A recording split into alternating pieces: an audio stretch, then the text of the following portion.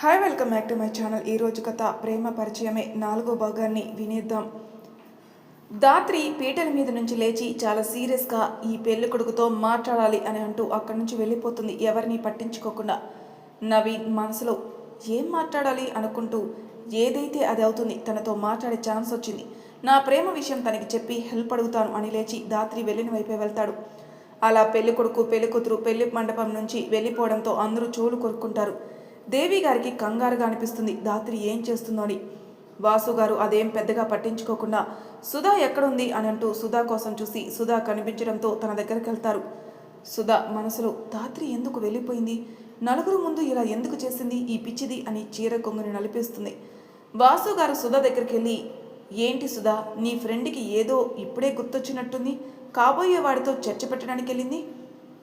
ఏమో నాన్న అంటుంది సుధా. వాసు గారు కూడా వెయిట్ చేస్తుంటారు. అలా దాత్రి అలా వెళ్ళిపోవడంతో శౌర్యకి తెలియని ఆనందం వచ్చి చేరిన దాత్రి ఎందుకు అలా వెళ్ళిందని డౌట్ వచ్చి అందరూ ఎవరి మాటల్లో వాళ్ళు ఉండడంతో నెమ్మదిగా ఆ రూమ్ దగ్గరికి వెళ్తాడు. శౌర్య అక్కడికి వెళ్ళేసరికి ఏదో గట్టిగా శబ్దం వినిపిస్తుంది. శౌర్య ఏంటా అన్నట్టు చిన్న కిటికీల నుంచి చూస్తాడు. నవీన్ చెంపపై చేయి పెట్టుకుని చూస్తుంటే దాత్రి కొట్టిన చేతిని విదిలిస్తూ ఉంటుంది.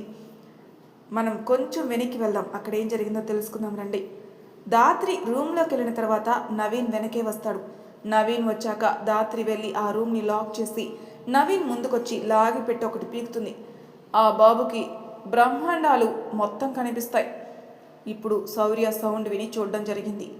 దాత్రి నవీన్తో, నా సుధని మోసం చేయాలనుకున్నావా ఈడియట్ లఫుట్ అంటూ తిట్లు రాక ఆ అంటూ అరుస్తూ ఆగి, తనని ప్రేమ అనే పేరుతో మోసం చేయాలని ఎలా అనిపించిందిరా, అది పిచ్చిది కాకపోతే నాకు కూడా చెప్పకుండా భరిస్తుంది నీ దూరాన్ని, ఛీ దాన్ని కొట్టాలి ముందు అని అంటూ కోపంగా అని అంటుంటే నవీన్ ఆ మాటలకి, ప్లీజ్ మేడం ఒక్క నిమిషం నేను చెప్పేది వినండి అంటాడు. ఏం వినాలిరా, ఏం వినాలి అంటుంది దాత్రి. నేను సుధని సిన్సియర్గా లవ్ చేశాను మేడం అంటాడు నవీన్. చెప్పు తీసుకుంటా అంత సిన్సియర్ లవ్ అంటే ఇదేనా అంటుంది దాత్రి. నిజం మేడం, సుధని నాతో నన్ను మర్చిపోయి మీ అమ్మ నాన్న చెప్పినట్టు ఉండని చెప్పింది అంటాడు నవీన్. నేను తనని ఎంతో అడిగాను మేడం, కానీ తను నా కోసం నన్ను వదిలేయని దూరం అయిపోయింది. ఈ పెళ్లిలో తనని చూసే వరకు కూడా నేను మనిషిలానే లేను మేడం. దాత్రి అతని మాటలకి ఆలోచిస్తూ, అసలు ఏమైంది మీ ఇద్దరికి? నవీన్ ఇలా చెప్తాడు. నేను మీకు ఎక్స్ప్లెయిన్ చేస్తాను వినండి. నవీన్ సుధని ప్రేమించి తనకు ప్రేమను వ్యక్తపరిచి తన అభిప్రాయం కోసం ఎదురు చూస్తూ ఉంటాడు. సుధ కొన్నాళ్ళకి నవీన్ ప్రేమను ఒప్పుకుంటుంది. ఆ తర్వాత నవీన్ ఇంట్లో వాళ్ళు పెళ్ళి పెళ్ళి అని అంటుంటే ఒకరోజు నవీన్ సుధని తీసుకుని వెళ్ళి ఇంట్లో వాళ్ళకి వాళ్ళ ప్రేమ విషయం చెప్తాడు. నవీన్ వాళ్ళ నాన్న ఏమీ మాట్లాడకపోయినా నవీన్ వాళ్ళ అమ్మైన రేఖ గారు సుధని పరీక్షగా చూసి తన గురించి అడుగుతారు. అప్పుడు సుధ తనకెవరూ లేరని, తనకంటూ ఉన్నది ఒక స్నేహమని, అదే అన్నిటినీ దగ్గరికి చేర్చిందని ఇంకా వివరంగా దాత్రి వాళ్ళ కుటుంబం గురించి చెప్తుంది. అంటే కుటుంబ వివరాలు చెప్పదు, వాళ్ళకి తనకి ఉన్న అనుబంధం గురించి చెప్తుంది. ఆ వెంటనే రేఖ గారు, పైసా విలువలేని నీ బ్రతుక్కి నా కొడుకు కావాలా, చెప్పుకోవడానికి కొంత ఆస్తి లేదు, అలాంటి నీకు నా ఇంటి కోడలయ్యే అర్హత లేదు, ఇక్కడి నుంచి వెంటనే వెళ్ళిపో అంటారు. సుధా నవీన్ అంతస్తు గురించి ముందుగానే తెలిసి ఉండడంతో భయంగానే అక్కడికి వెళ్తుంది. ఆవిడ అలా అనటంతో పెద్దగా ఆశ్చర్యపోలేదు, సైలెంట్గా అక్కడి నుంచి వచ్చేస్తుంది. ఆ తర్వాత నవీన్ ఎన్నిసార్లు కలిసి మాట్లాడదామని కలవడానికి వెళ్ళిన సుధా ఒకటే మాట, మీ అమ్మ నాన్నలు చెప్పినట్టు విను, నన్ను మర్చిపో అని. ఆ తర్వాత కొన్ని రోజులకి ఒక గుడి దగ్గర కలిసి నవీన్కి పెళ్లి నిశ్చయమైన విషయం చెప్తే సుధా వాళ్ళ మాట వినమని చెప్పాను కదా అని అంటూ అక్కడి నుంచి వచ్చేస్తుంది. అతని పెళ్ళి అని తెలిసిన దగ్గర నుంచి దిగులుగా ఉంటుంది. అది దాత్రి గమనిస్తుంది. జరిగింది దాత్రికి చెప్తాడు. దాత్రి కాస్త ఎంబారసింగ్గా కనురెప్పలు పైకెత్తుతూ, ఇదంతా నా రాక్షసి చేసిందా, తనే నేను దూరం పెట్టిందా, నాకు తెలియక కొట్టేశాను మిమ్మల్ని, తనకి చెప్పొద్దు, మీరు నా చేతిలో చెంపదెబ్బ తన వల్లే తిన్నారని ఏడుస్తుంది. నేను చెప్పనులే కానీ ప్లీజ్ నన్ను పెళ్లి చేసుకోవద్దు, సుధకి దూరంగా నేను ఉండలేను అంటాడు నవీన్. ఎలా కనిపిస్తున్నాను మీకు, మిమ్మల్ని చూసి ఎక్కడో చూశారని ఓ థింక్ చేసి టైంకి నా ఫ్రెండ్ లవర్ అని గుర్తుకు రావడంతో ఆ మంత్రాలు ఆపి ఇలా మంత్రాలు చేస్తుంటే ఏమనిపిస్తుంది నా గురించి, నేను మిమ్మల్ని ఇంకా పెళ్లి చేసుకుంటానని ఒప్పుకుంటాననే అంది Dhatri. Naveen thank you madam, మరి ఇప్పుడు ఏం చేద్దాం అంటాడు. మీ అమ్మ పళ్ళు రాలగొట్టాలి అంటుంది దాత్రి. ఆ మాటలకి నవీన్ అలానే చూస్తుంటే మళ్ళా దాత్రి, నా ఫ్రెండ్ని అన్ని మాటలన్న మీ అమ్మకి నేను బుద్ధి చెప్పాలి, చెప్పకుండా ఉండను. అంతకన్నా ముందు ఆవిడ ముందే నీకు సుధకి పెళ్లి చేస్తాను. ఎలా చేస్తావు అంటాడు నవీన్. బ్రెయిన్ యూజ్ చేసి అంటూ తన ప్లాన్ చెప్తుంది దాత్రి. నవీన్ అది విని భయంగా గొడవలు అయిపోతాయి అంటాడు. అయితే ఏమైంది, మీ పెళ్ళి అవుతుంది కదా, ఫాలో అవ్వు అని వెనుదిరిగి డోర్ ఓపెన్ చేసి నవ్వుతూ బయటకు వస్తుంది దాత్రి. ఆ వెనకే నవీన్ వస్తాడు. శౌర్య అంతా విని దాత్రి మాటని గుర్తు చేసుకుంటూ నీలో చాలా ఉంది అనుకుంటూ వెళ్ళి వాళ్ళ అమ్మ పక్కన కూర్చుంటాడు. మాధవి గారు ఏమైపోయావరా అని అంటే ఫోన్ వచ్చిందమ్మా అంటూ నార్మల్గా కూర్చుంటాడు. దాత్రి వినయంగా పెళ్లి మండపంలోకి వచ్చి పంతులు గారు తాళి కట్టినా పెళ్ళే కదా, సో జీలకర్ర బెల్లం ముహూర్త సమయానికి పెట్టకున్నా తాళి కట్టించండి అంటూ తల ఊపుతుంది. ఆ పంతులు అట్టే చూస్తుంటే దాత్రి గుడ్లు మింగేసేలా చూస్తుంది. ఆయన తడబడి హా అలాగే, మీరు పసుపు బట్టల్లో రండి అంటారు. దాత్రి పెదవులు బిగించి నవ్వుతూ సుధ వైపు చూసి రా అన్నట్టు చూస్తుంది. సుధ మనసులో ఇప్పుడు వెళ్ళకపోతే ఏదో ఒక డౌట్ పడుతుంది అనుకుని నార్మల్గా వెళ్తుంది. ఇద్దరు ఒక రూమ్లోకి వెళ్ళిపోతారు. నవీన్ కూడా వెళ్ళిపోతాడు. మాధవి గారు శౌర్య దాత్రి ఏదో చేయబోతుందిరా అంటారు. నువ్వు అలా ఎలా చెప్పగలవమ్మా అంటాడు శౌర్య. తన కళ్ళు దేని గురించో ఆలోచిస్తున్నట్టున్నాయి అంటారు మాధవి గారు. చూద్దామమ్మా అని స్మైల్ ఫేస్తో చెప్తాడు శౌర్య. దాత్రి రూమ్లోకి వెళ్ళాక సుధనే చూస్తూ ఉంటుంది. సుధా మనసులో ఏంటిది ఇలా చూస్తుంది, ఆ గదిలో నవీన్ మా గురించి చెప్పాడా ఏంటి అనుకుని దాత్రితో ఏమైంది అంటుంది. దాత్రి ఆలోచన నుంచి తేరుకొని జరిగేది నా పెళ్ళైతే నువ్వు ఎక్కడో నిల్చున్నావు, నాకు అస్సలు నచ్చలేదు. నువ్వు నాకు తాళి కట్టే వరకు నా పక్కనే ఉండు, లేకుంటే చంపేస్తాను. సుధా సరే దాత్రి రెడీ అవ్వు అంటూ చీర చేంజ్ చేసి బయటికి తీసుకుని పెళ్లి పందిట్లోకి వస్తుంది. నవీన్ దాత్రి కూర్చున్నాక దాత్రి సుధ వైపే చూస్తుంది. సుధ నీ వెనకే నించుంటా అంటుంది. దాత్రి కళ్ళు అర్పి ఊరుకుంటుంది. పంతులు గారు కాసేపు మంత్రాలు చదివి తాళి కట్టమని వరుడి చేతికి మంగళసూత్రాన్ని ఇస్తారు.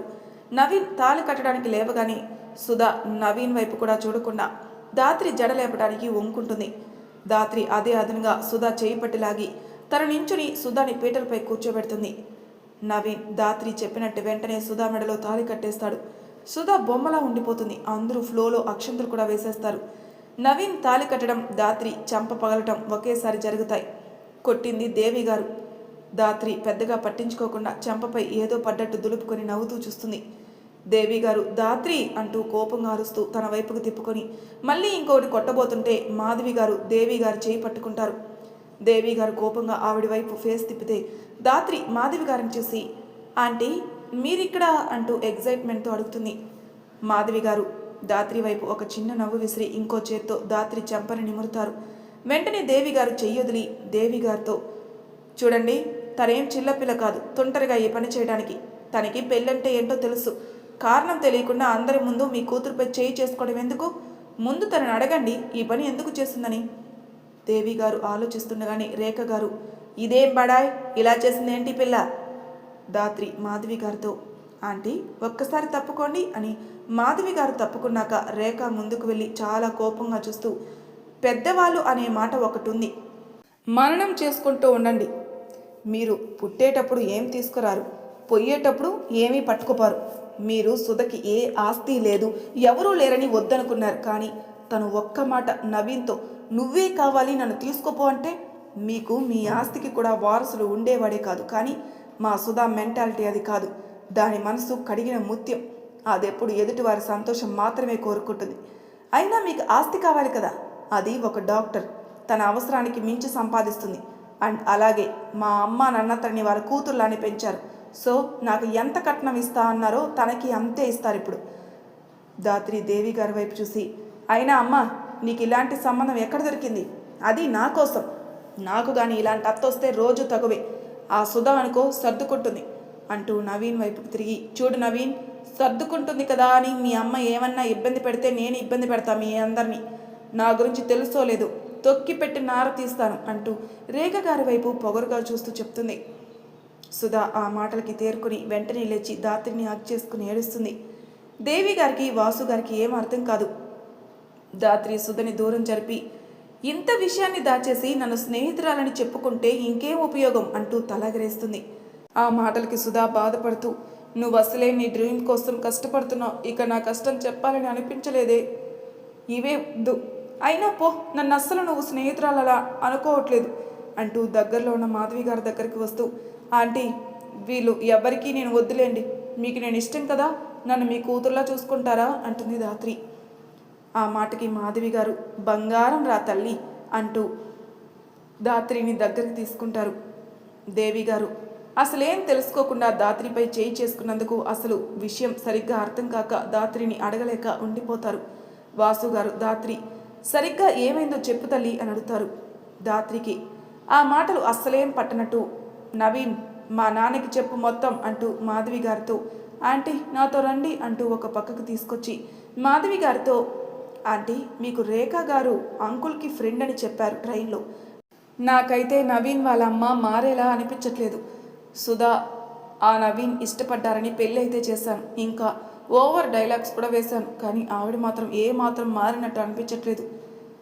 భయపడకు ధాత్రి, ఒక్కసారి నేను మీ అంకుల్ మాట్లాడతాం సరేనా, అలాగే నవీన్ గురించి నాకు తెలుసు, సుధని బాగా చూసుకుంటాడు అని అంటుంది మాధవి. ధాత్రి చిన్న నవ్వు నవ్వుతుంది.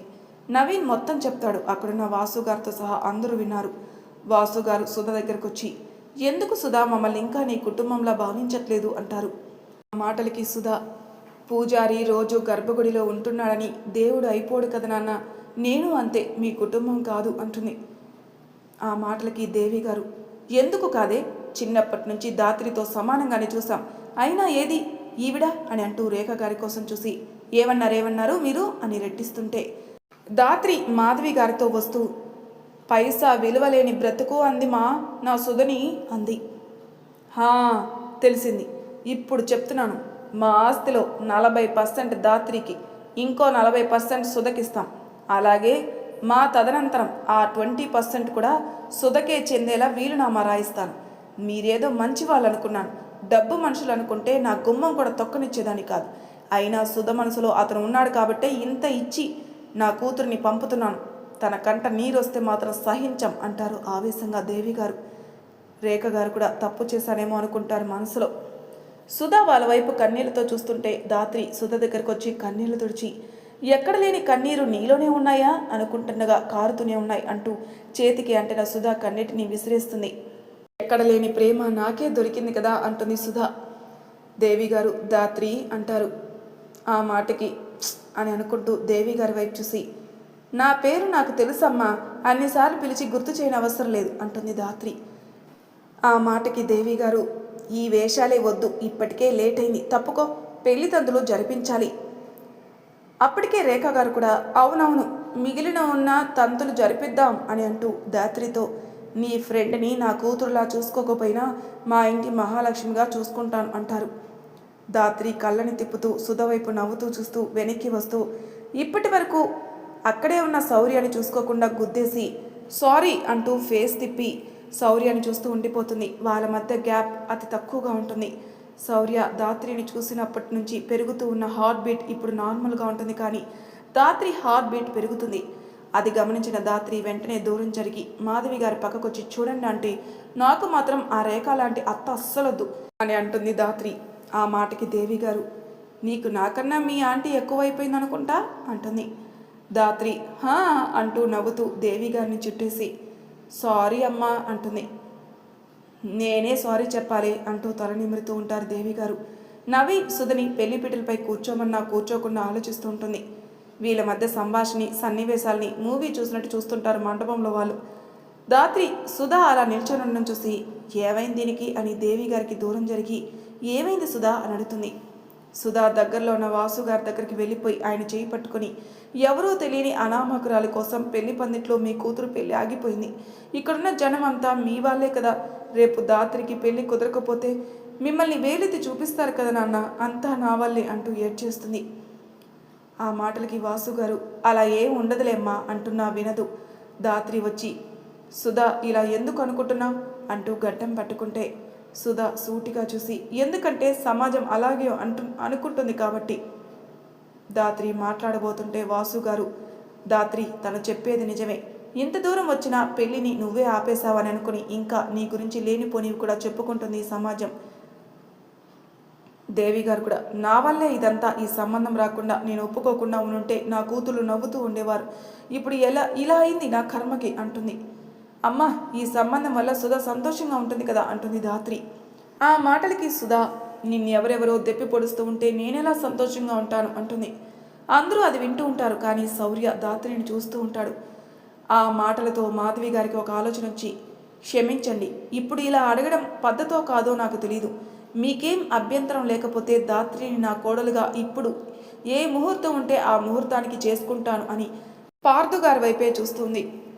దేవి గారు, వాసు గారు ఒకరినొకరు చూసుకుంటారు. ధాత్రి మనసులో, వీళ్ళందరికీ నా పెళ్లితోనే ప్రాబ్లం, అసలు అమ్మని అనాలి, నా సైంటిస్ట్ కళ అంటూ మనసులోనే హాహాకారాలు పలుకుతుంది, పైకి అనలేక. పార్థు గారు చిన్నగా, కావాల్సింది నా అనుమతి కాదు శ్రీమతి, నీ పుత్రుడి అనుమతి అంటారు. మాధవి గారు, వాడి మనసు నాకు తెలిసింది కాబట్టే అడిగాను అని ఇంకా చిన్నగా చెప్తారు. ముందుగా దేవి గారు, మీ అబ్బాయి మనసులో ఎవరైనా ఉన్నారేమో అడగండి అంటారు. మాధవి గారు శౌర్య అని పిలుస్తారు. ధాత్రి ఆ పేరుకే శౌర్య వైపు ఫేస్ తిప్పుతుంది. శౌర్య అప్పుడు ధాత్రి నుంచి చూపు మల్చి ధాత్రి అనే ప్రేమలోకంలో నుంచి బయటకొచ్చి, ఏంటమ్మా అంటాడు. ఇప్పటి వరకు మాట్లాడింది ఏం బాబు, చెవున పడలేదా? మాధవి గారు, ధాత్రిని పెళ్లి చేసుకుంటావా లేక నీ మనసులో ఇంకెవరైనా ఉన్నారా అని అడుగుతారు. శౌర్య షాక్ అయి వినేది నిజమా కాదా అనుకొని తడబడుతూ, అమ్మా, నా మనసులో ఇంకెవరూ లేరు అని, ఇంకెవరూ లేరు అంటే ధాత్రి ఉందనా అని మనసులో అనుకుని, అమ్మ ఎందుకు ఇలా అడిగింది అనుకుంటాడు. ధాత్రి శౌర్య వైపు అలానే చూస్తూ ఉంటుంది. మాధవి గారు దేవి గారితో, ఇప్పుడు ఒప్పుకుంటారా అంటారు. దేవి కూడా మాధవి గారి చేతులు పట్టుకుని, మీరు నా కూతురిపై చూపించే ప్రేమకే నేను ఒప్పుకోవచ్చు, కానీ కలిసి ఉండాల్సింది వాళ్ళిద్దరు కదా, అందుకే అలా మీ అబ్బాయిని అడగమని అన్నాను అని తప్పుగా అనుకోకండి అంటుంది. మాధవి గారు కూడా పర్లేదంటారు. పంతులు గారు, అమ్మ 2 నిమిషాల్లో ముహూర్తం ఉంది, మరి ఏమంటారు అని అడుగుతాడు. వాసు గారు, పార్థు గారు కూడా ఒకరి చేతులు ఒకరు పట్టుకుని పెళ్లికి సిద్ధం అని అంటుంటే అప్పుడే శౌర్య, అమ్మ తనిష్టం అడగరా మీరు అంటాడు. ఆ మాటలకి దేవి గారు, నా కూతురు మనసులో ఎవరూ లేరు బాబు, తన ఎదపై తాలి నిలిపేవాడు తన ఎదలో గూడు కట్టుకుంటాడు అంటూ ఇంకో 2 పీటలు వేసి ధాత్రి శౌర్యాలని కూర్చోబెట్టి తెర అడ్డుపెట్టి ముహూర్తానికి జీలకర్ర బెల్లం పెట్టిస్తారు. ధాత్రికి ఆ తతంగం కళ్ళు మూసి తెరిచేలోపు అయిపోయిందన్నట్టుంటుంది. శౌర్యకి ఏదో మాయ ఆ పెళ్లి చేస్తున్నట్టు అనిపిస్తుంది. కాసేపటికి శౌర్య చేత ధాత్రి మెడలో తాలి కట్టిస్తారు. ధాత్రి ఆ తాలి పట్టుకొని చూస్తుండగానే తన కళ్ళల్లో తనకే తెలియని నీళ్లు తిరుగుతాయి. ఎన్నో ఏళ్ల నిరీక్షణ ఫలించినట్టు మనసంతా తెలియని ఆనందం, అంతా ఒక మాయలా ఉంటుంది. వీళ్ళంతా పెళ్లి మండపంలో ఉండడం వల్ల తెలియదు, కానీ ఆ తాలి కట్టే సమయానికి బయట చిన్నగా వాన పడుతుంది. దాన్ని పూలవాన అంటారు, కానీ వాళ్ళకి తెలీదు. ఆ తర్వాత నవీన్ సుధలని కూడా కూర్చోబెట్టి 2 జంటలకి ఆ తర్వాత జరిగే పెళ్లి తతంగాలు చేయిస్తుంటారు. అందరూ దగ్గరుండి సంతోషంగా. ఆ పెళ్లి కంప్లీట్ అయ్యాక అస్సలు శౌర్య ధాత్రిల ఫీలింగ్ నెక్స్ట్ ఎపిసోడ్లో తెలుసుకుందాం. అంతవరకు నా ఛానల్ సబ్స్క్రైబ్ చేయని వాళ్ళు ప్లీజ్ సబ్స్క్రైబ్ చేసుకోండి, లైక్ చేసి షేర్ చేయండి. Thank you for listening.